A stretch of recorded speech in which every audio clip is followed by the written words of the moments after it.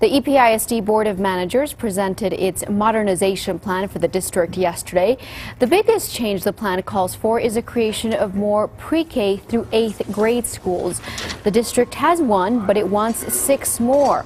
The plan would also decrease the number of schools from 83 schools to 69.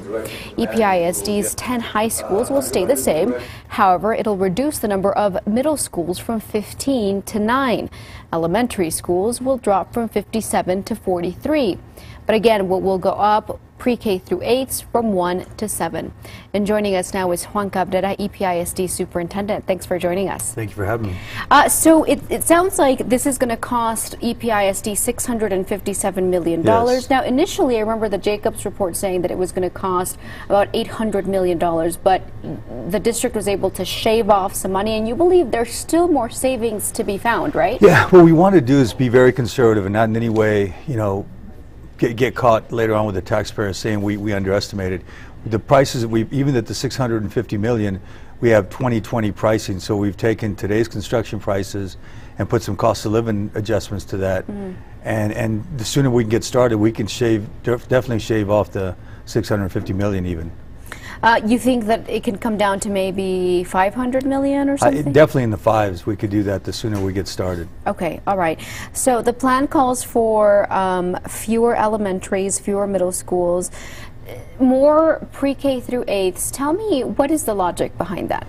Well, part of it is efficiency. We've got the benefit now of the largest school districts or the fastest growing districts in the last 20 years have been much more efficient about their buildings. EPISD, like many legacy school districts, built small community schools.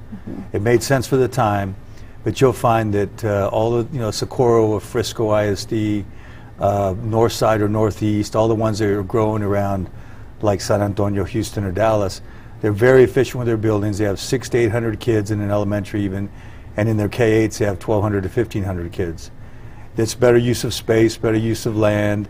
You obviously segregate the children, but you can have one large cafeteria, a couple of large libraries, gymnasium that's fit for the smaller kids, one for the bigger kids, but you're maintaining one building and one large piece of land rather than multiple pieces of land. But not just in EPISD, but in education around the country as a whole, it's almost an end of an era, right? The end of that chapter of the small community neighborhood school.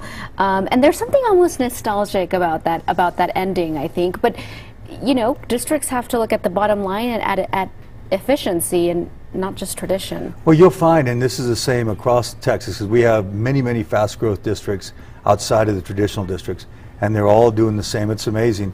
An average school in Socorro, for example, or in Frisco, it takes us 3 elementaries to fill up one of their elementaries. And even look at what we've done more recently. Ornedo and Lundy, 2 of our newest schools. Ornedo is bigger than a couple of our it's a middle school, bigger than a couple of our high schools. And Lundy has 600-700 kids in an elementary, and those schools are very successful. In fact, 2 of the most successful in their class in the whole city. For the parents who say, I'm concerned you're going to have itty little pre-K students with 13, 14, 8th graders in the same campus. That seems like, a big age gap. Yeah, and what you do is you're very careful about the way you segregate. So what you do is you separate some of the areas like a cafeteria or a library or the gymnasiums, and then you have the kids in separate play areas, for example, where they wouldn't cross paths.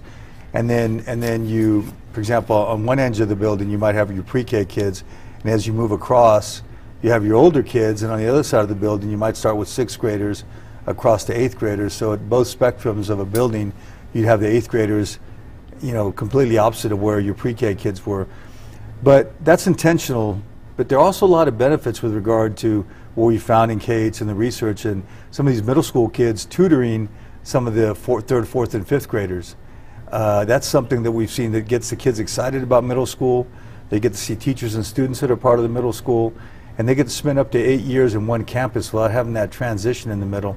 We have a lot of struggles with social and emotional issues of kids between 5th and 6th grade. You can imagine you go from that self-contained classroom, one teacher, then all of a sudden you got bells, you got lockers, you're switching, and we're going to try to be more intentional about building these K-8s in a way that it smooths out that transition so kids feel like they have 8 years in a very similar setting, not drastically changing everything for 3 years and then it's off to a high school. Okay, we're out of time. Just last question. I want to make sure we get to this. A big initial investment up front, but you think in the long run this will allow EPISD to invest more money into the classroom rather than buildings. Give us some concrete examples of investing back into the classroom, some programs, new programs that you'll be able to implement. Well, we've got a number of programmatic changes that we, like the Mesita Early Childhood Center, but what I would like to do with our operational cost savings is reduce our class sizes across the district and then have more specialty programs where kids can focus on, like Girls Who Code is a big initiative we want to work on, or STEM programs or fine arts initiatives. Right now we have very few fine arts teachers across the district. Spending less on buildings will allow us to have more fine arts teachers that'll have a direct impact on the arts and our young children. Okay, well thank you so much for joining us. I really appreciate it. Thank you very nice much. to see you. Thank you. We'll be right back. Stay with us.